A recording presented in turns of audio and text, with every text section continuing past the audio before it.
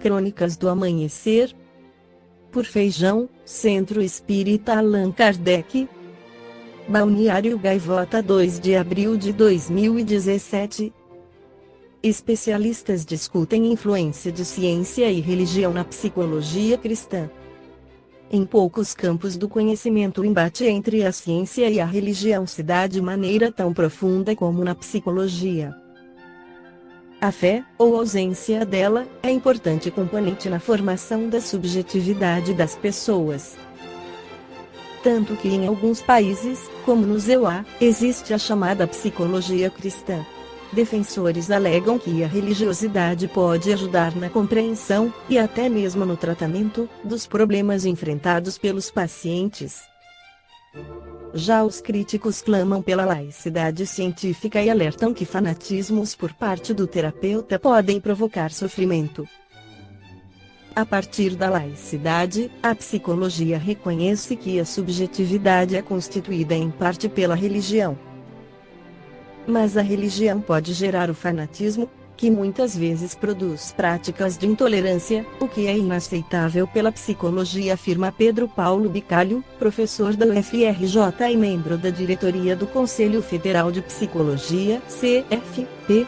O assunto ganhou destaque após a nomeação suspensa pelo Supremo Tribunal Federal, STF, no início do mês de Marcelo Odi Crivella, filho do prefeito do Rio, Marcelo Crivella, ao cargo de secretário-chefe da Casa Civil da Prefeitura. Na ocasião, ele foi qualificado como tendo formação em psicologia cristã.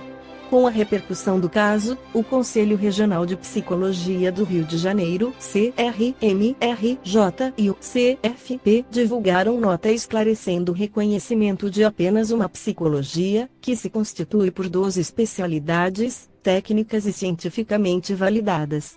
Psicologia cristã não é uma delas.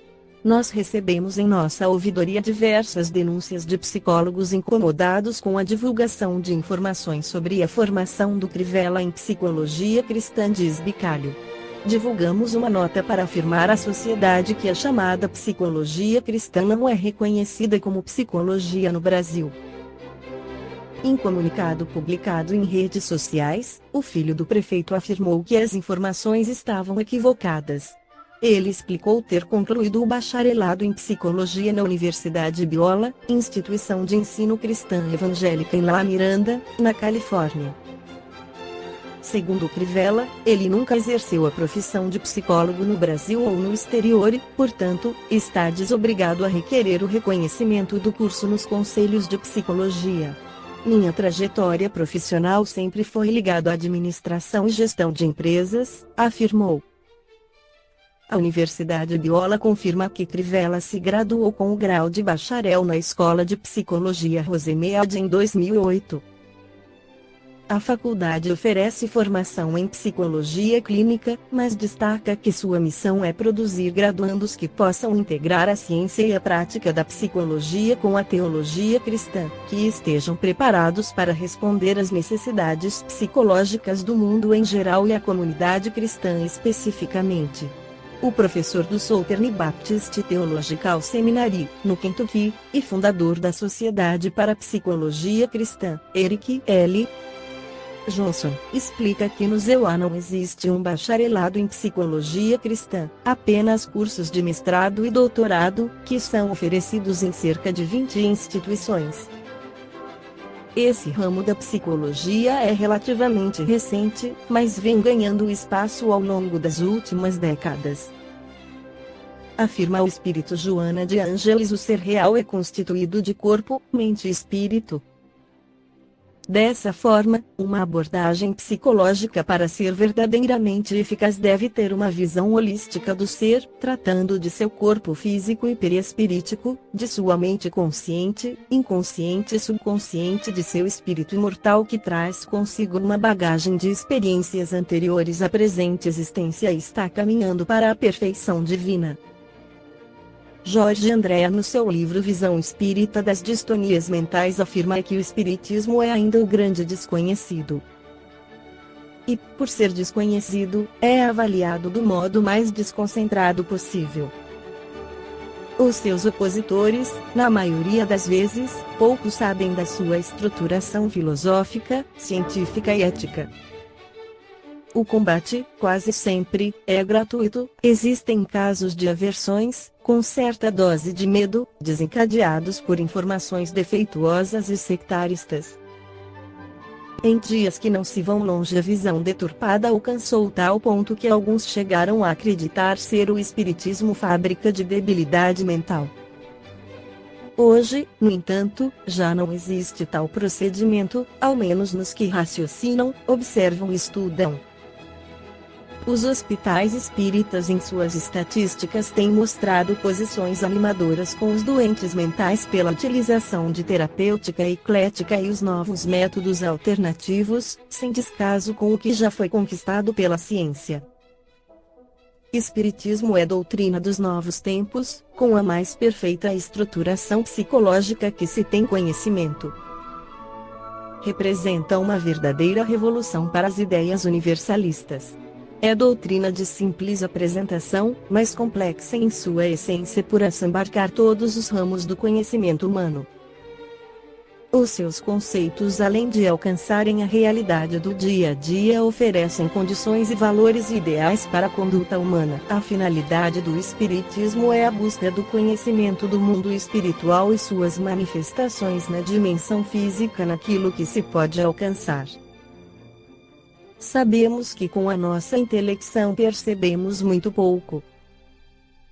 Bem claro que nosso psiquismo não se encontra parado, ele avança, cada vez mais, no programa evolutivo da vida, o que propicia progresso em nossas percepções. O relacionamento entre os dois mundos físico e espiritual é acontecimento bem habitual, mostrando-se com espontaneidade ou mesmo em condições adrede preparada. Tem por finalidade princípio a instrução é conhecimento de outros horizontes da vida. Nossa visão ao lado de outros sentidos, muito pouco arrecada do meio em que vivemos, e não pode representar a medida das coisas, embora estejamos avançados no mecanismo evolutivo. O processo evolutivo, que em última análise será a ascensão de psiquismo, atinge a todo ser vivo, basicamente em suas estruturas espirituais. Com isso, os espíritos, quer encarnados ou desencarnados, variam em seus conhecimentos de acordo com o grau evolutivo em que se encontram. Asseverou Kardec com precisão: essa diversidade na qualidade dos espíritos é um dos pontos mais importantes a considerar, pois ele explica a natureza boa ou má das comunicações recebidas, e é em distingui-las que devemos empregar o nosso cuidado. A soma imensa dos fatos corretos atados ao intercâmbio mediúnico nos fala de um modo inconcluso e cabal da imortalidade. Fatos que tais, jamais devem ser encarados como sobrenaturais, são fatos naturais que obedecem às apropriadas leis das relações do mundo visível com o mundo chamado invisível.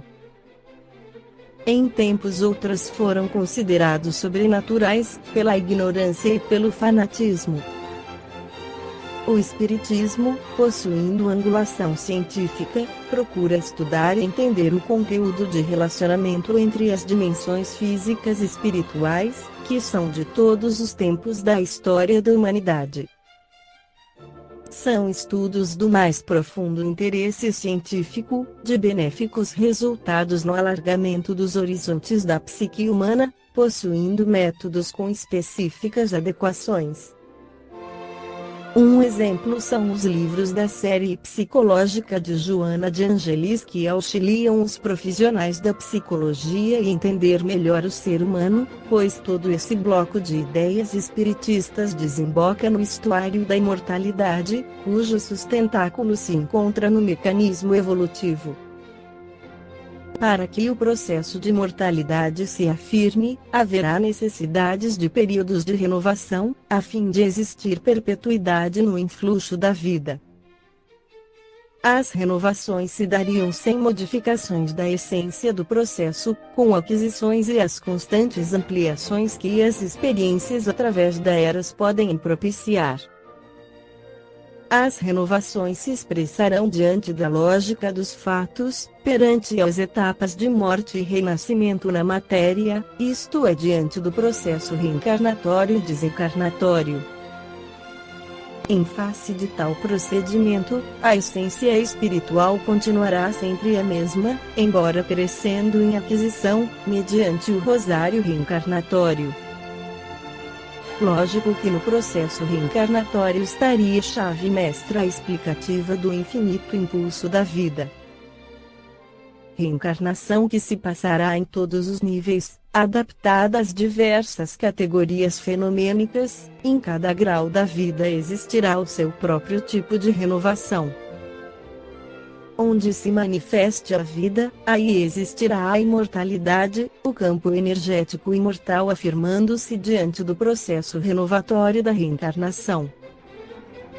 Os livros da série psicológica de Joana de Angelis são Jesus e Atualidade, O Homem Integral, Plenitude, Momentos de Saúde, O Ser Consciente, Autodescobrimento, Desperte e Seja Feliz, Vida, Desafios e Soluções, Amor, Imbatível Amor, O Despertar do Espírito, Jesus e o Evangelho à Luz da Psicologia Profunda, Triunfo Pessoal, Conflitos Existenciais, Encontro com a Paz e a Saúde, Em Busca da Verdade, Vitória sobre a Depressão e Psicologia da Gratidão.